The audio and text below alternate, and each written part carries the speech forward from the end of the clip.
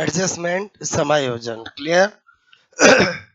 इस चैप्टर में 3 सेक्शन है जो हमें तैयार करने हैं।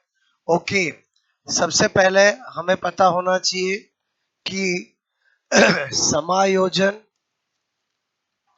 के लक्षण। ठीक है, मतलब समायोजन की बोलो, मैं आपसे कहूं विशेषताएं। ठीक है, ओके, मतलब मैंने कहा कैरेक्टरिस्टिक्स ऑफ एडजस्टमेंट या प्रॉपर्टीज ऑफ बोलो एडजस्टमेंट। ठीक है, एक्चुअली जो समायोजन की विशेषताओं को हम इस एंगल से देख सकते हैं कि कोई समायोजित व्यक्ति है, उसके क्या लक्षण है, वही समायोजन के लक्षण होंगे। बोलो क्लियर। तो मेरे कहने का मतलब है समायोजित, ठीक है, व्यक्ति के लक्षण। ओके, उसके बाद समायोजन की युक्तियां। बोलो, आपसे मैं कह रहा हूं मेथड्स, ठीक है, ऑफ एडजस्टमेंट। ठीक है, एडजस्टमेंट। ओके, और इन्हीं को हम कहते हैं बोलो रक्षात्मक युक्तियां। क्या कहते हैं बोलो? रक्षात्मक युक्तियां, डिफेंस। बोलो, आपसे मैं कह रहा हूं, ठीक है, डिफेंस। मैं आपसे मैं कहूं मेथड्स। ठीक है, इको डिफेंस मेथड कहो, डिफेंस मेथड। और तीसरा है असमायोजित व्यक्ति। ठीक है, बोलो के मानसिक रोग। क्लियर, मानसिक रोग मतलब मेंटल डिसऑर्डर्स हम स्टडी करेंगे। क्लियर, बोलो मेंटल डिसऑर्डर। ओके, बात समझ में आए बोलो? तो इसमें ये तो चलो हल्की फुल्की बातें हैं, ये और ये ही पॉइंट है जहां से एग्जाम में क्वेश्चन आता है। इसके अंदर हम सारी बातें कि कन्फिल्ड क्या होता है, फ्रस्ट्रेशन क्या होता है, स्ट्रेस क्या होता है, प्रेशर क्या होता है, टेंशन क्या होता है, वो सारे बातों को हम समझेंगे कि द्वंद्व क्या होता है, बोलो भगनासा क्या होता है, तनाव क्या होता है, बोलो दबाव क्या होता है, बोलो ये सारी बात, एंजाइटी दुश्चिंता क्या होती है, ये सारे क्या है बोलो मानसिक रोग है। बोलो बात समझ में? जब भी कोई व्यक्ति बोलो एडजस्टमेंट नहीं कर पाता है तो वो कैसे मानसिक रोगों से ग्रसित हो जाता है। किसी को फ्रस्ट्रेशन हो जाता है, कोई स्ट्रेस में आ जाता है, किसी को एंजाइटी हो जाती है, कोई प्रेशर में आ जाता है। तो वो क्या होते हैं वो हम इसमें पढ़ेंगे। समझ में आया बोलो? हमें जानना है कि अकॉर्डिंग टू साइकोलॉजी हमें कब फ्रस्ट्रेशन टिक करना है, सब एक जैसे ही लगते हैं, कब हमें एंजाइटी टिक करना है, कब हमें कन्फ्लिक्ट टिक करना है। बोलो बात समझ में? अच्छे से हम सीखेंगे। वो किस में सीखेंगे बोलो? इसमें। क्लियर, इसमें सारे मेथड सीखेंगे। बोलो 4 तरह के होते हैं, एक डायरेक्ट मेथड, एक इनडायरेक्ट मेथड, एक कंपनसेटरी मेथड, एक एग्रेसिव मेथड। ज्यादातर बोलो इनडायरेक्ट मेथड से क्वेश्चन आते हैं, बट हमें चारों मेथड पढ़ने हैं। एक प्रत्यक्ष विधि, एक अप्रत्यक्ष विधि, एक क्षतिपूरक विधि और एक आक्रामक विधि। क्लियर, और जो अप्रत्यक्ष विधि है उसके अंदर 10 मेथड है। बोलो दमन, समन, प्रक्षेपण। बोलो आपसे मैं करूँ A to Z जो मैं अभी आपको स्टडी कराऊंगा। क्लियर, और हम हर चीज को हिंदी इंग्लिश दोनों से जानना है ताकि हम कभी अटके नहीं। मैंने आपसे कहा ना कि ज्यादातर 99% मतलब सब हिंदी में ही याद रखते हैं। और हिंदी में एक बड़ी सबसे बड़ी प्रॉब्लम क्या है, इंग्लिश में तो एक ही नाम है, हिंदी में क्या होता है वो आपको ऐसा नाम भी दे सकता है जो आप बोलो सुना ही नहीं हो। और बोल अगर थोड़ा बहुत भी इंग्लिश पता है तो आपका काम हो जाएगा। मेरी बात समझ में? मतलब मैं कोई एग्जांपल बोल रहा हूं क्योंकि इसमें तो सारा समझने का है। बोलो जितने भी मेथड सही है सब समझने के हैं। मतलब हमें एक एक को डायग्नोस करना पड़ेगा कि कब मुझे रिप्रेशन करना है, कब मुझे सप्रेशन करना है, कब मुझे दमन करना है, कब मुझे समन करना। पढ़े सबने हमने, बट हमें एक्चुअली रियलिटी में वो क्या है बोलो कि क्या इनका सेंस है वो हमें समझना है। क्लियर, और कब कौन सा करना है। बात समझ में आए बोलो? ओके, तो ये 3 पॉइंट है इस टॉपिक के जिसकी जान है ये दोनों पॉइंट। क्लियर, बोलो बात समझ में? ये तो खाली हम थोड़ा भी डिस्कशन करेंगे कि भाई बोलो हमें कैसे पता चलेगा कि कोई व्यक्ति समायोजित है कि नहीं है, तो उसके क्या करेक्टर होते हैं वो हमें देखने हैं। क्लियर, बोलो मैं क्या बोल रहा हूँ समझ में आए, ताकि हम बोलो सेल्फ एनालिसिस भी तो कर पाए कि वास्तव में हम भी समायोजित है कि नहीं है। और बोलो समझे ये वाला क्यों डिस्कस कर रहे हैं अपन, समझ में आया। तो ये 3 पॉइंट हम इसमें पढ़ेंगे जिसमें ये दोनों चीजें बहुत ज्यादा समझने की है। क्लियर? अच्छा, इसमें कोई ट्रिक की जरूरत नहीं है, ये टोटली 100% समझने का टॉपिक है। अगर आपको सारे मेथड समझ में आ गए तो कभी पढ़ने की जरूरत नहीं है। मैं आपको जैसा किताबों में लिखा होता वो और व्यवहारिक जीवन में क्या है उसको कनेक्ट करेंगे तो चीजें याद होगी कि वास्तव में हमारी जो हम लाइफ जी रहे हैं उसमें युक्तिकरण क्या है, उसमें दमन क्या है, उसमें समन क्या है, उसमें प्रक्षेपण क्या है, उसमें आपका तादात्मीकरण क्या है, उसमें अंतरक्षेपण क्या है। बोलो इंग्लिश में बोलूंगा तो आइडेंटिफिकेशन, सब्लिमेशन। क्लियर? तो आई थिंक समझ में आया। बोलो पहले ही नोट करो।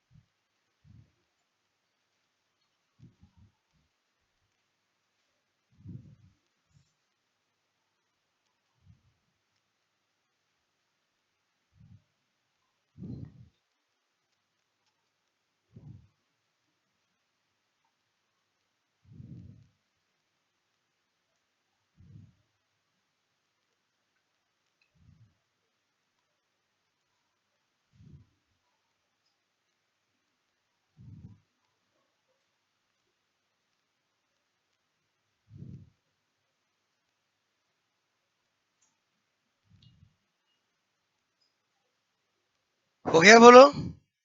तो पहला क्या पढ़ने जा रहे हैं? बोलो समायोजन की विशेषताएं या समायोजित व्यक्ति की विशेषताएं। क्लियर? हालांकि उस तो क्वेश्चन आता नहीं है, फिर भी जनरल बात अपन करते हैं। बाकी दो काम की चीज ये है तो हटा दूं मैं। बोलो ये एक बार दिमाग में हो गया इस टॉपिक में क्या हमें स्टडी करना है और कहाँ से एग्जाम में क्वेश्चन आते हैं। क्लियर? ओके, सबसे पहले मैंने लिखा यहाँ पर, मैंने कहा समायोजित। ठीक है? बोलो व्यक्ति, बोलो के लक्षण। ठीक है? या मैं आपसे कहूं समायोजन की, बोलो समायोजन। ठीक है? समायोजन की बोलो विशेषताएं। ठीक है? देखो मैं डिस्कस करके लिख रहा हूं, आप इधर ध्यान देना। सबसे पहले मैंने लिखा कि समायोजन एक निरंतर चलने वाली प्रक्रिया है। मतलब ऐसा नहीं है कि आप क्लास में बैठे हो, व्यवस्थित बैठे हो और आप सोचे यार मैं तो एकदम समायोजित हूँ, पता चला बाहर गए रोड पे, बीच में रोड के ऐसे ऐसे चल रहे हो, आप समायोजित नहीं हो। मतलब समायोजन हो या नहीं हो, समायोजन तो हर एक जगह आपको करना पड़ेगा, हर जगह एडजस्टमेंट। आप किसी सिटी बस से घर जा रहे हो, पता चला सिटी बस बोलो खाली है, मस्त सीट पे सो गए, फिर कोई आया भाई उठ मेरे को भी जगह दे, मैं नहीं उठने वाला हूँ।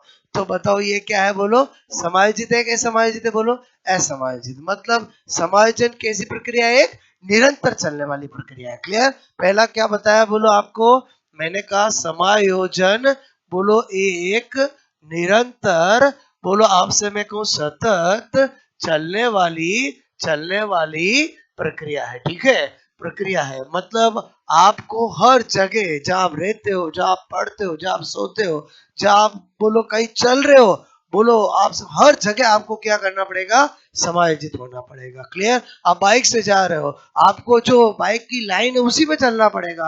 आप सोचो मैं तो रोड के बीचों बीच चलूंगा, तो समायोजित हो गए? समायोजित है? बोलो असमायोजित हो। बोलो बात समझ में आए? अच्छा, फिर मैंने आपसे कहा समायोजित। ठीक है? व्यक्ति, व्यक्ति आपसे मैं कह रहा हूं व्यक्ति, मैंने कहा आपको मैंने कहा ठीक है, बोलो सुखी, बोलो आपसे मैं कह रहा हूँ रहता है, ठीक है। पहले बताओ, जो पर्सन एडजस्टमेंट वाला होगा वो दुखी रहेगा कि सुखी रहेगा? बोलो सुखी रहेगा। और जो एडजस्टमेंट नहीं करता हर समय दुखी होगा।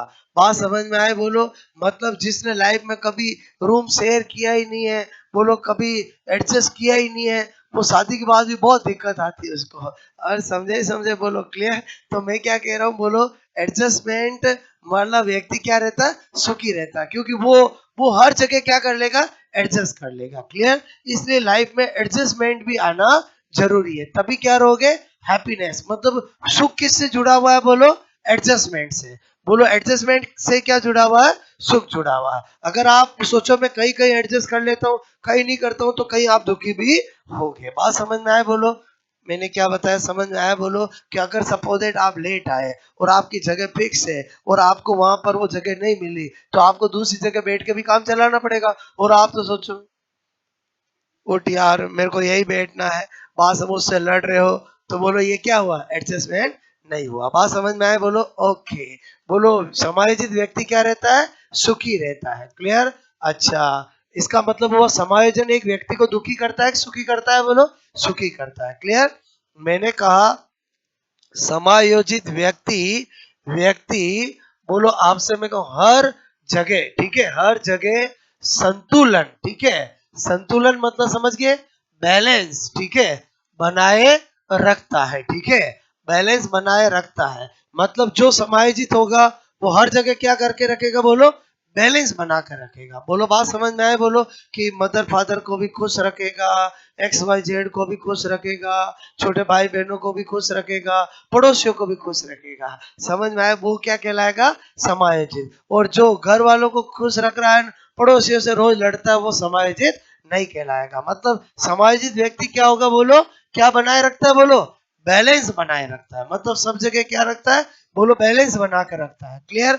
अच्छा, क्या बताया मैंने आपको? समायोजित व्यक्ति, बोलो व्यक्ति अपने अपने फायदे, ठीक है, फायदे के लिए दूसरों दूसरों का नुकसान करता है कि नहीं करता? बोलो नहीं करता है, नुकसान नहीं करता है। ठीक है, और अगर करता है तो वो व्यक्ति समायोजित है ही नहीं, वो बैलेंस बनाने वाला है ही नहीं, वो सुखी है ही नहीं। मतलब आप इनको सबको जोड़ सकते हो, उसमें समायोजन का गुण निरंतर है ही नहीं। बोलो बात समझ में आए? मैं क्या बता रहा हूँ समझ में आया? बोलो क्लियर? नंबर 5 समायोजन। समायोजन, ठीक है, समायोजन मैंने लिखा यहाँ पर अधिगम। अधिगम, अधिगम बोलो जन्य प्रक्रिया है। मतलब आपसे मैं कह रहा हूँ कि कोई भी इंसान पैदा होता है समायोजित होकर नहीं पैदा होता है, वो देख देख कर सीख सीख कर लर्न कर करके बोलो समायोजित होना सीखता है। मतलब जो छोटा होता है बच्चा, वो देखता अच्छा अच्छा, मतलब यहाँ बैठना होता है, यहाँ सोना होता है, और समझे नहीं समझे? बोलो धीरे धीरे बोलो इससे ऐसे बात की जाती है। बोलो इसका मतलब अधिगम जन्य प्रक्रिया ही हुई ना। क्या कोई पैदा होता है सब समायोजित होता है क्या? नहीं, इसका मतलब हुआ जब हम कुसमायोजन की बात करते हैं तो कुसमायोजन का सबसे मेन कारण है संगति और वातावरण। क्या है? बोलो संगति और वातावरण। क्लियर? मतलब एक व्यक्ति, एक बालक समायोजित होगा या नहीं होगा, वो दो बातों पे डिपेंड करता है। एक तो उसकी संगति कैसी है, संगति मतलब समझ के सर्कल कैसा है, और एक वो किस वातावरण में रह रहा है। अगर वो ऐसे वातावरण में रह रहा है जहां पर लोग आपस में रोज बोलो गाली क्लोज करते हैं, लड़ाया करते हैं, और आपसे मैं करूं हर एक में छीना चपटी करते हैं, वो भी कहीं भी जाएगा वैसा ही करेगा। और बोलो समझे ही समझे? बोलो क्योंकि उसने वैसा ही देखा। बोलो तो इसका मतलब हुआ कि समायोजन क्या है? बोलो अधिगम जन्य प्रक्रिया। मतलब समायोजन बोलो कोई पैदा ही से नहीं होता है, वो देख देख के, वो देखा अगर अच्छा वातावरण में रहेगा तो बोलो समायोजन सीखेगा, और अगर खराब वातावरण में रहेगा, खराब संगति में रहेगा, तो वो समायोजित हो ही नहीं सकता, क्योंकि उसके कैरेक्टर वैसे ही डेवलप हो जाएंगे जैसी संगति है। ये कुछ मैंने बातें डिस्कस की, समझ में आया? बोलो आपको नोट करोगे?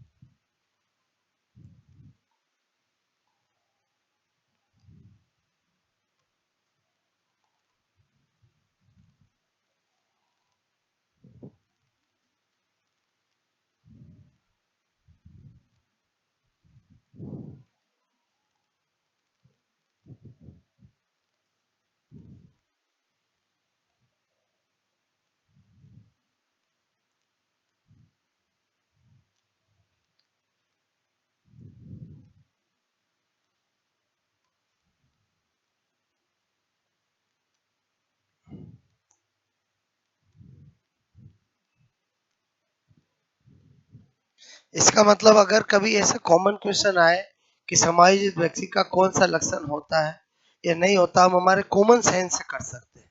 बोलो बात समझ। कॉमन सेंस मतलब उन लाइनों को पढ़ के कर सकते हैं कि कौन सा लक्षण, क्या पूछा, लक्षण है पूछा या नहीं पूछा, उसके अकॉर्डिंग अपन कर सकते हैं। ये मैंने कुछ डिस्कशन किया जिससे हमारी थोड़ी सोच डेवलप हो कि समायोजित व्यक्ति के क्या कैरेक्टर होते हैं। बात समझ ना।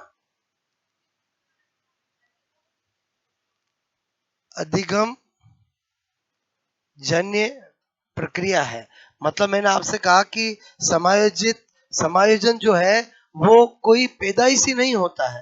बोलो देख देख कर हम सीखते हैं। बोलो सीखते ही नहीं सीखते। बोलो क्लियर।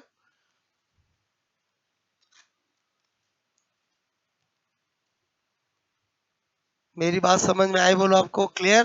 तो ये तो सिंपल चीज थी, हमें समझ में आ गई। बट यहाँ से भी कभी क्वेश्चन आ जाता है कि समायोजित व्यक्ति का कौन सा लक्षण होते हैं या कौन सा नहीं होता है। तो हमारा कॉमन सेंस है, हम ऑप्शन को पढ़ के हम पता लगा सकते हैं कि कौन सी लाइन मुझे सेटिस्फाई कर रही है और कौन सी सेटिस्फाई नहीं कर रही है। क्लियर। ये कुछ डिस्कशन किया जिससे हमारी सोच डेवलप हो कि समायोजन व्यक्ति की विशेषताएं क्या होती है। ओके। अच्छा, हो गया ये नोट। बोलो अब आ जाते हैं अपन मेन चीज जो हमारा क्या है। बोलो मैंने कहा समायोजन, ठीक है, की विधियां, ठीक है, या मैं आपसे कहूं इन्हीं को क्या कह सकता हूं। बोलो मैंने कहा रक्षात्मक युक्तियां। क्लियर। ओके। डिफेंस मैकेनिज्म कह दूं, कुछ भी कह दूं। क्लियर। तो मैंने कहा यहाँ पर बोलो मेथड्स ऑफ, मैं अगर एडजस्टमेंट बोलूं, क्लियर, या मैं इन्हीं को डिफेंस, बोलो आपसे मैं कह रहा हूं मैकेनिज्म कह दूं या डिवाइस कह दूं, डिफेंस, बोलो डिवाइस कह दूं, कुछ भी कहूं, मेथड कहूं, एक ही बात है। क्लियर। और ये कितनी होती है? चार। एक होता है प्रत्यक्ष विधि, ठीक है।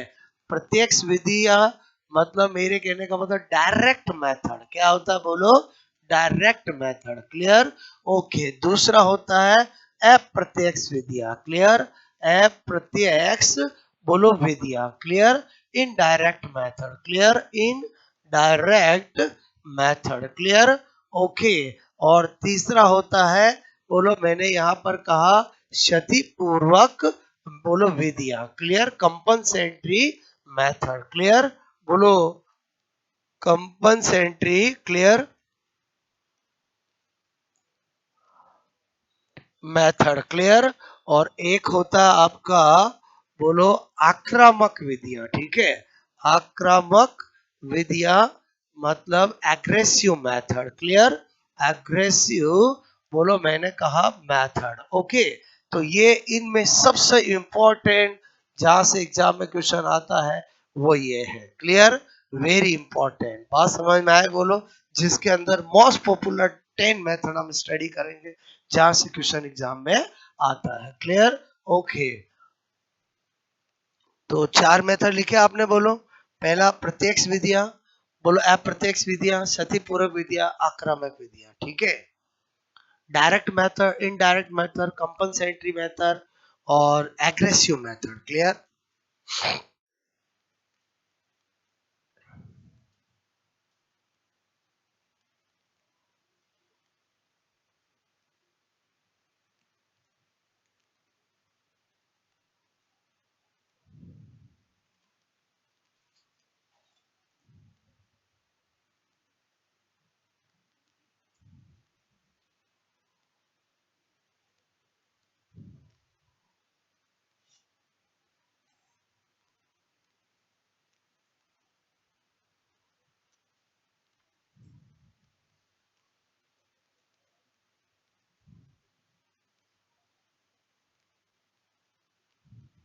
ओके।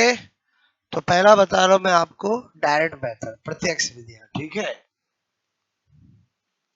अपन ये चारों इसलिए पढ़ रहे हैं क्योंकि कभी कभी इनसे भी पूछ लिए जाते हैं क्वेश्चन, ठीक है। बोलो इससे भी पूछे गए हैं, वेरी इंपॉर्टेंट तो ये है, लेकिन क्वेश्चन सबसे पूछे गए हैं, क्लियर। तो हमें मीनिंग पता होना चाहिए। सबसे पहला है, बोलो मैंने कहा प्रत्यक्ष विधियां, ठीक है।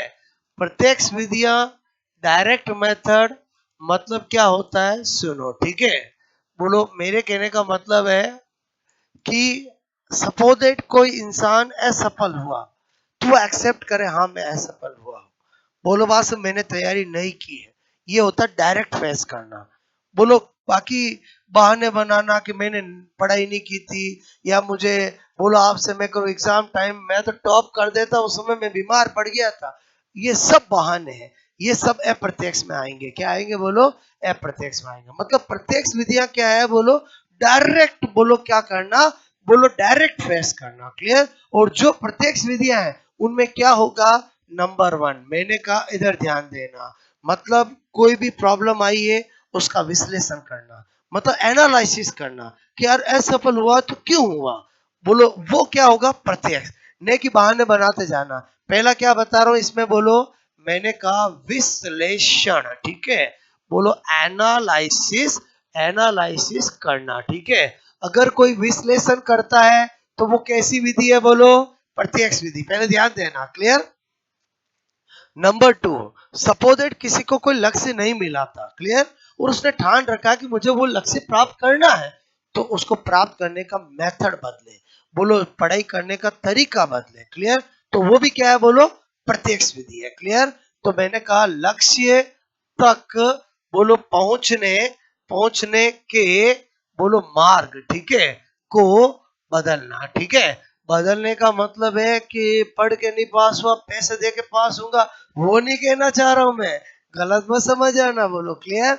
बोलो मेरे काम चेंज ऑफ मेथड, बोलो ऑफ स्टडी, या आपको टारगेट के पास जाने का, बोलो आपको जो पहले बोलो आप सब देखो, मैं एक एग्जांपल बताता हूँ। सपोज दैट किसी स्टूडेंट ने बोलो कभी एग्जाम की तैयारी की थी, और लास्ट के 1 महीने में या 2 महीने पहले जब वो रिवीजन कर रहा था, तो वो क्या कर रहा था कि एक ही दिन में है ना बोलो 6 सब्जेक्ट, 1 घंटा ये, 1 घंटा ये, 1 घंटा ये, 1 घंटा ये, 1 घंटा ये पढ़ता था, और पता चला 1.5-2 महीना हो गया, एक का भी सिलेबस पूरा नहीं हुआ। समझ में आया बोलो क्लियर? एक का भी सिलेबस पूरा नहीं हुआ। तो उसने पहले किया एनालिसिस कि यार मैंने ये गलती की थी, और फिर क्या करेगा? मेथड चेंज करेगा कि यार इस बार मैं क्या करूंगा कि भाई सपोजेड एग्जांपल ले रहे 6 सब्जेक्ट है, क्लियर, तो मैं एक सब्जेक्ट को सप्ताह भर दूंगा और उसको पूरा पढ़ के रिवाइज करूंगा, फिर दूसरे को करूंगा, ऐसे करके मैं 1.5 महीने में पूरा करूंगा। और जब मैंने पहली बार किया तो मैंने 7 दिन दिया, सेकंड रिवीजन में मैं 3-3 दिन दूंगा, तो क्या होगा? उसको कॉन्फिडेंस भी आएगा और उसने अपना लक्ष्य से पहुंचने का मार्ग चेंज कर। ये कहना चाह रहा हूं मैं, बोलो बात समझ में? एनालिसिस का मतलब भी समझ में आया बोलो? कि बोलो अपनी जो असफलता हुई है उसका क्या करना? एनालिसिस करना, और फिर जो गलतियां पहले की है वो वापस नहीं दोहराना, और अपनी स्टडी का अपने मार्ग को बदलना। बात समझ में आए? और तीसरा क्या बता रहा हूं आपको कि प्रत्यक्ष विधि और क्या होती है। सपोज दैट आपसे मैं कह रहा हूं कि कोई टफ लक्ष्य चुन लिया था, वो नहीं मिल रहा है, तो उसकी जगह दूसरा लक्ष्य बना लेना, क्लियर। ये भी क्या है बोलो? प्रत्यक्ष विधि है कि यार 1 साल आरएस की तैयारी की, लगा यार आरएस अपनी अप्रोच में नहीं है, चलो मैं टीचर की तैयारी करता हूँ, चलो मैं लेक्चरर बनता हूँ, चलो मैं सीनियर टीचर बनता हूँ। ये भी डायरेक्ट फेस करना हुआ, ने कि उस आरएस के चक्कर में बोलो दुनिया भर के मानसिक रोग, फ्रस्ट्रेशन में भी जा रहा है, वो एंजाइटी में भी जा रहा है। समझ में आया बोलो? बार बार एग्जाम दिए जा रहा है और पता चला कि कहीं का नहीं रहा, बोलो सबसे चिड़चिड़ बात कर रहा है, तो फिर वो बोलो एडजस्टमेंट नहीं हुआ। बात समझ में आया बोलो? आपसे मैं कह रहा हूं लक्ष्य को, आपसे मैं कह रहा हूं एक लक्ष्य को बदल कर दूसरा लक्ष्य बनाना, क्लियर। ये सब भी क्या है बोलो? प्रत्यक्ष मेथड है, क्लियर। बोलो आरए से टीचर बन जाना, या डॉक्टर से नर्सिंग मतलब बन जाना, मतलब कुछ भी ऐसा जिससे कि क्या है कि वो आगे जाकर एडजस्ट हो पाए, ने की फ्रस्ट्रेटेड हो जाए, बोलो ने की, क्योंकि ये जितने भी हम पढ़ रहे हैं समायोजन, बोलो समायोजन नहीं कर पाएगा तो वो व्यक्ति मानसिक रोग का शिकार हो जाएगा। और जो हम बोलो इसके बाद पढ़ेंगे, बोलो कौन कौन से फ्रस्ट्रेशन कब होगा, बोलो आपसे मेरे को एंजाइटी कब होगी, वही तो मानसिक रोग होंगे ना। वो सारे किस में होते हैं बोलो? समायोजित व्यक्ति में कि असमायोजित में बोलो, असमायोजित में। बात समझ में आया बोलो, क्लियर। तो प्रत्यक्ष मेथड तो कब टिक करना समझ में आया बोलो, वेरी सिंपल, डायरेक्ट जो बोलो फेस करे और उसका सॉल्यूशन करे, वो क्या होगा बोलो, इसमें और लिख सकता हूं, बोलो शोधन करना, क्लियर, शोधन करना, बोलो शोधन करना, बोलो ये एक ही चीज है बोलो, क्लियर। कभी कभी ये भी ऑप्शन में रहता है, शोधन मतलब समझ में आया बोलो कि बोलो बोलो प्यूरिफिकेशन करना कि मैंने क्या गलतियां की थी, वो सब चीजें, एनालिसिस लिखा हो, शोधन लिखा हो, एक ही बात है, क्लियर, नोट करोगे।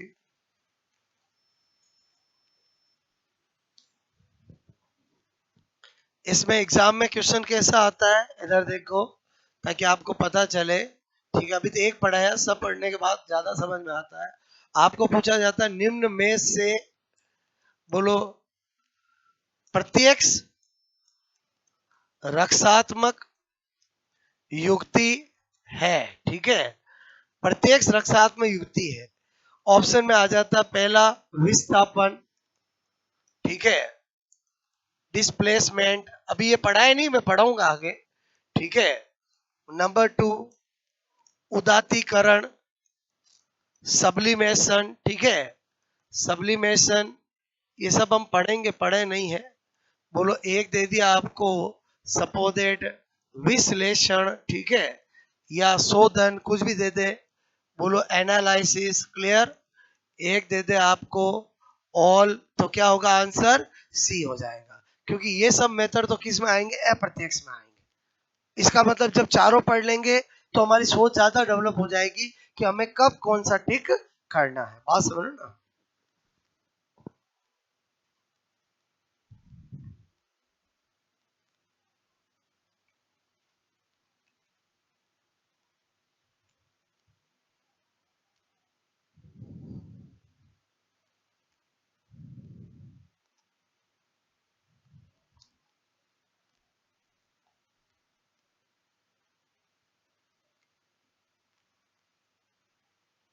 बात समझ में आए बोलो आपको।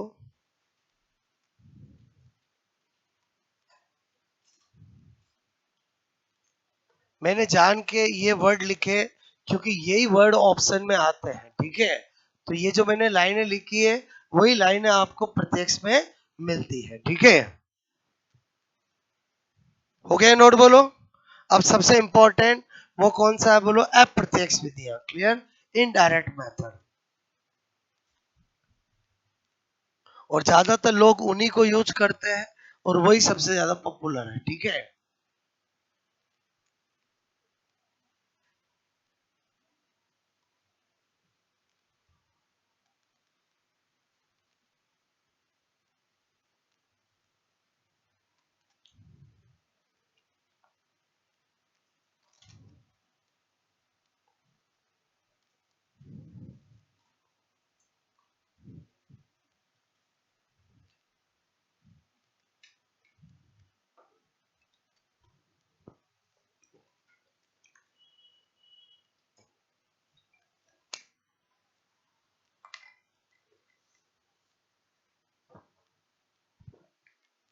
हो गया ये नोट बोलो, ओके, हटा दो, हो गया नोट बोलो। मैंने आपसे कहा दूसरा मेथड कौन सा है बोलो, अप्रत्यक्ष विधियां, ठीक है। अप्रत्यक्ष विधियां मतलब क्या बोल रहा हूं मैं बोलो, इनडायरेक्ट मेथड, ठीक है। बोलो इसमें कौन कौन सी आती है, पहले मैं आपको नाम लिखता हूं फिर वन बाय वन पढ़ेंगे, क्लियर। मैंने कहा बोलो इसमें निम्न, ठीक है, मेथड को इंक्लूड करते हैं, सम्मिलित बोलो करते हैं, ठीक है।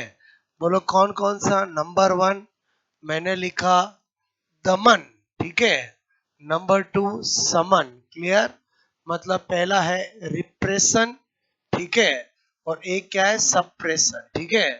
बोलो रिप्रेशन सप्रेशन। तीसरा है युक्तिकरण, क्लियर, या ओदीच्य, ओदीच्य स्थापना, ठीक है, इंग्लिश में कहते हैं बोलो रेशनल, बोलो जेसन, ठीक है, रेशनलाइजेशन, ओके। उसके बाद मैंने लिखा प्रक्षेपण, क्लियर, प्रक्षेपण मतलब प्रोजेक्शन, ठीक है, प्रोजेक्शन, ओके, बोलो प्रोजेक्शन। नंबर 5 मैंने कहा उदातीकरण, क्लियर, इंग्लिश में बोलते हैं सब्लिमेशन, बोलो सब्लिमेशन, ठीक है।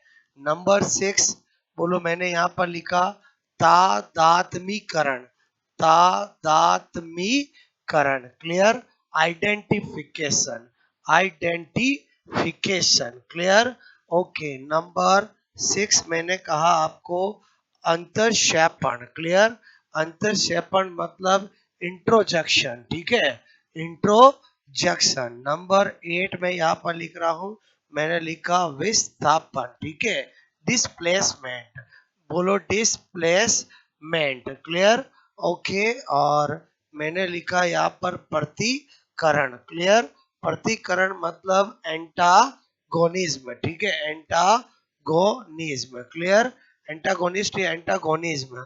और नंबर 10 एक और हमें पता होनी चाहिए, क्लियर, वो है प्रतिगमन, ठीक है, बोलो रिट्रैक्शन, ठीक है, बोलो नंबर 10 क्या लिखा, प्रतिगमन, ओके, बोलो रिट्रैक्शन, ठीक है, रिट्रैक्शन, ओके।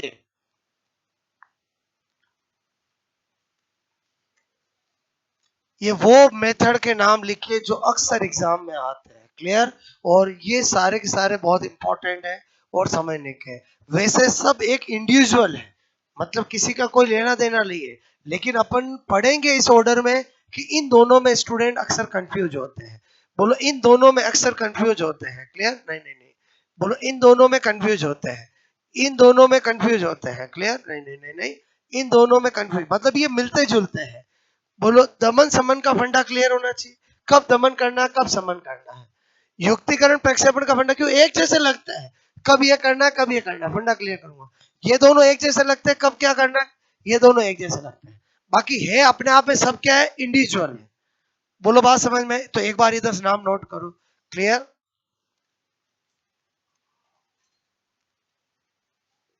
मैं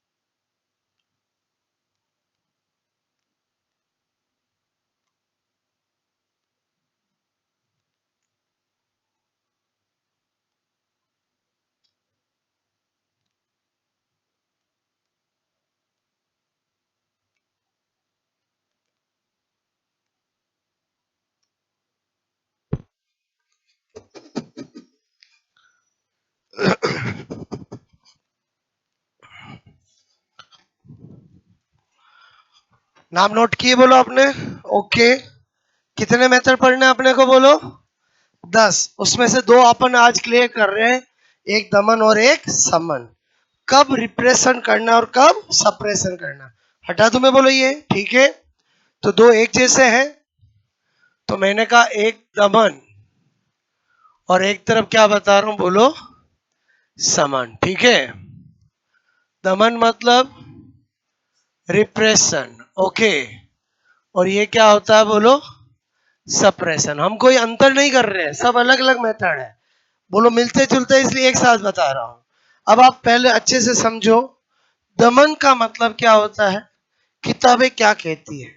किताबें कहती है कि कोई भी जानकारी हमारी बिना, कोई भी इंफॉर्मेशन, कोई भी बात, कोई भी इंसिडेंस हमारी बिना जानकारी के चेतन मन से अचेतन मन में चली जाए, कॉन्शियस माइंड से अनकॉन्शियस माइंड में चली जाए, उसको दमन कहते हैं। और अगर कोई भी बात, कोई भी घटना, कोई भी इंसिडेंस हमारी जानकारी के बोलो कॉन्शियस माइंड से अनकॉन्शियस माइंड में जाए, उसे क्या कहते हैं, समन कहते हैं। जब ये लाइन हम पढ़ते हैं तो हमें समझ ही नहीं आता है क्या कहना चाह रहे किताब वाले। यानी बिना जानकारी के कोई चीज जाती है क्या, जानकारी के मतलब क्यों जाएगी, मतलब ऐसा हमारे माइंड में कंफ्यूजिंग होता है। तो एक्चुअली क्या है, ये दोनों वर्ड बोलो सिगमंड फ्राइड ने दिए हैं। किसने दिए? सिगमंड फ्राइड ने। दमन और समन दोनों मेथड, इन दोनों वर्डों के बारे में किसने बताया? सिगमंड फ्राइड ने। सिगमंड फ्राइड क्या कहना चाहता, वो बात को समझना। सिगमंड फ्राइड कहता है कोई भी बात, कोई भी बोलो घटना क्षण भर के लिए हमारे दिमाग में आए और फिर कभी ना आए, तो वो क्या है? दमन है। हमने उसको दमित कर दिया। कोई भी ख्याल, कोई भी बात हमारे क्षण भर के लिए दिमाग में आना फिर बिल्कुल ना आना, वो क्या है? दमन है। कोई भी बात, कोई भी घटना बोलो, कोई भी ख्याल का बार बार दिमाग में आना, हम चाहते अब नहीं आया, अब नहीं याद करूंगा, फिर भी रह के याद आए, तो वो क्या है? समन है। बात समझ? एग्जाम्पल देता हूँ, जैसे सपोज एक बोलो माता पिता की एक इकलौती लड़की है, क्लियर, और आपसे मैं कह रहा हूं उसने कसम खाई है कि मैं तो जीवन भर अपने मम्मी पापा की सेवा करूंगी, क्लियर, और बच्ची 25 इयर्स की है, वह सेटल्ड है, क्लियर। अब एक दिन क्या होता है, उसके पिताजी की तबीयत खराब हो जाती है, पिताजी की क्या हो जाती है? तबीयत खराब हो जाती है, और एक नव युवक डॉक्टर उसके घर पे आता है पिताजी का ट्रीटमेंट करने के लिए। उसके मन में ख्याल आता है कि यार ये डॉक्टर जो है, इससे बोलो आपसे मैं करूं प्यार किया जाए, या डॉक्टर से बोलो फ्रेंडशिप किया जाए। तुरंत ख्याल आए, नहीं नहीं नहीं नहीं, मुझे तो अपने मम्मी पापा की सेवा करनी है, क्लियर। और फिर उसके माइंड में कभी वो बात नहीं आती है। ये क्या है? दमन है। दमन का मतलब समझ में आया बोलो? किसी ख्याल का, किसी बात का, किसी घटना का, किसी इंसिडेंस का क्षण भर के लिए दिमाग में आना फिर बिल्कुल ना आना, वो क्या कहलाता है? दमन कहलाता है। बोलो बास, वो क्या कहलाता है? दमन, क्लियर। बोलो समन क्या होगा? मैंने बोला कि समन के लिए कहावत है, जो हुआ सो हुआ, अब डिस्कस करना व्यर्थ है। सपोज एन एग्जाम्पल, आप सुबह सुबह उठे और दूध वाले से लड़ाई हो गई। क्या हो गई बोलो? दूध वाले से लड़ाई हो गई। हो जाती बहुत सारी बोलो आपसे में खड़ूस महिलाओं की। बात समझ में? क्या बोल रहा हूँ समझ में आए बोलो? ठीक है कि दूध में पानी ज्यादा लाते हो, दूध लेट लाते हो, बोलो घंटी 2 बार क्यों बजाते हो, एक बार में, और मतलब कोई भी कारण हो सकता है, क्लियर। सुबह सुबह उठकर क्या हो गया बोलो? दूध वाले से लड़ाई हो गई, क्लियर।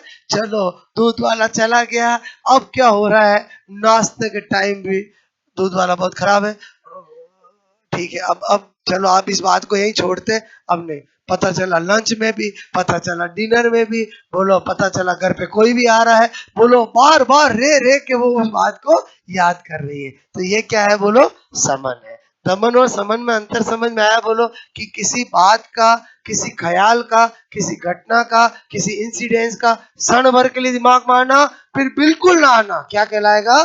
दमन। और रे के आना, समन। बात समझ में आए बोलो? ओके। तो अब मैं यहाँ पर क्या लिखने जा रहा हूँ समझना, दोनों मिलते जुलते हैं बोलो, इसलिए एक साथ बताया मैंने आपको।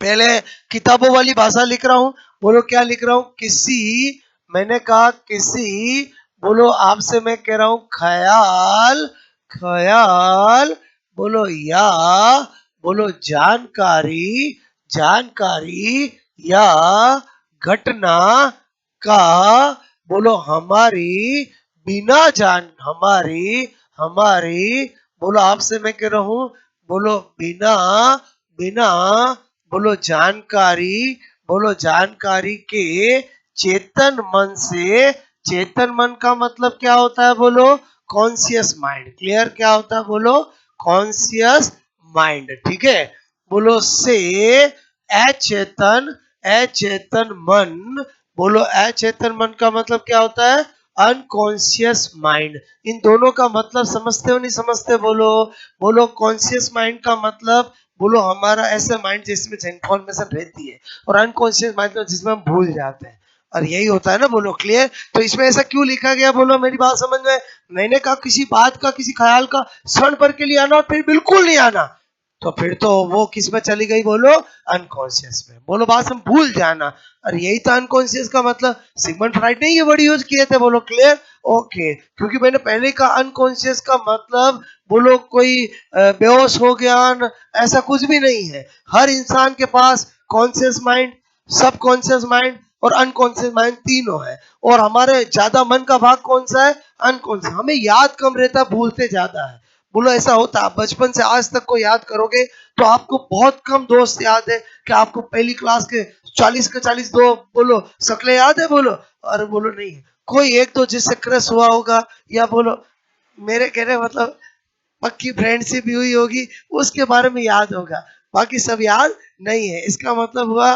कि मतलब फ्रेंडशिप हुई होगी बचपन में तो सबको फ्रेंड बनाते हैं ठीक है तो मेरे कहने का मतलब उसका थोड़ा बहुत चेहरा नाम कुछ याद रहता है बाकी इसका मतलब हम भूलते ज्यादा है और याद कम रहता है ये तो सिगमंड फ्राइड कहना चाह रहा था कि हमारा माइंड का 90% तो अनकॉन्शियस होता है केवल 10% ही कॉन्शियस होता है क्लियर तो यहाँ पर समझना बोलो किसी ख्याल या जानकारी या घटना का हमारी बिना जानकारी के चेतन मन से कॉन्शियस माइंड से अनकॉन्शियस माइंड में बोलो जाना क्लियर बोलो क्या कहलाता है दमन बोलो इसको हम हमारी भाषा में क्या लिख सकते हैं किसी ख्याल ठीक है बोलो आपसे मैं कह रहा हूं या बात ठीक है बोलो का क्षण भर क्लियर क्या लिख रहा हूं मैं बोलो क्षण भर मतलब समझ के 1 मिनट के लिए कोई ख्याल आया क्लियर और फिर हमने हमेशा हमेशा के लिए उसको दमित कर दिया बात समझ में आया बोलो मैं क्या बोल रहा हूँ समझ में आया बोलो किसी क्षण भर के लिए आना आना ठीक है आना बोलो कहाँ आना माइंड में क्लियर बोलो माइंड में फिर बोलो आप समय को कभी न आना क्लियर तो ये किसका एग्जाम्पल होगा बोलो दमन का ये समझने के लिए बात समझ में आया बोलो अदरवाइज दमन समन को 10 बार पढ़ते रहते पता ही नहीं चलता दमन क्या और समन क्या है क्लियर और इसमें क्या बोलूंगा मैंने कहा किसी बोलो ख्याल ठीक है या बोलो बात ठीक है बात का का हमारी हमारी जानकारी ठीक है जानकारी में बोलो चेतन मन से अचेतन मन ठीक है अचेतन मन में बोलो आपसे मेरे को जाना पहले बताओ इनके वर्डों में देखो छोटा सा डिफरेंस है और बोलो इसमें क्या लिखा मैंने बोलो बिना जानकारी के और इसमें क्या लिखा बोलो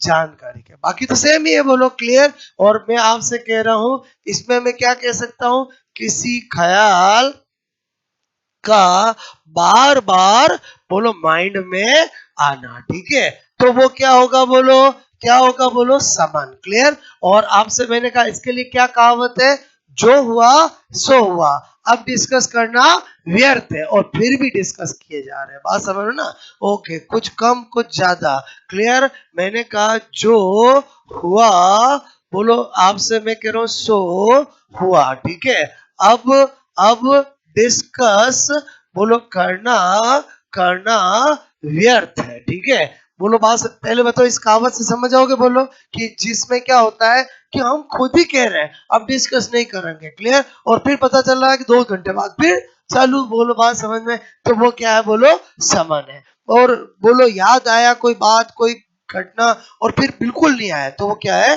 दमन है बात समझ में आया बोलो ओके तो नोट करोगे